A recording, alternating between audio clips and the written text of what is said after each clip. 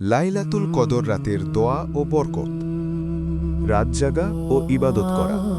হযরত সাল্লাল্লাহু আলাইহি ওয়াসাল্লাম বলেছেন, যে ব্যক্তি লাইলাতুল কদর অবস্থায় নামাজ পড়ে বা দোয়া করে তার অতীত গুনাহ মাফ হয়।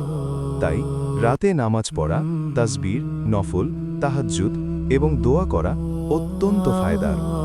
বিশেষ দোয়া, সাদাকা সহ।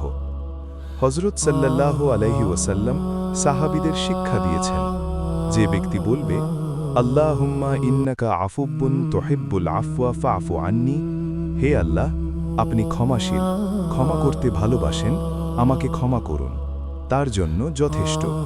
অর্থ, আল্লাহ ক্ষমাশীল, তাই আমরা দোয়া করি ক্ষমা ও বরকতের জন্য। বিশ্বাস এবং ধৈর্য ধরে দোয়া করা। কদরের রাতের দোয়া তখনই কবুল হয় যখন বিশ্বাস থাকে আল্লাহ দোয়া শুনছেন, মন বিনয়ী ও সৎ, চেষ্টা ও প্রচেষ্টা থাকে ইবাদতে। রাত জাগার সহজ পদ্ধতি। নামাজের মধ্যে কুরআনের তেলাওয়াত। শেষ দশকের বিজোড় রাতগুলোতে বেশি সময় দোয়া করা।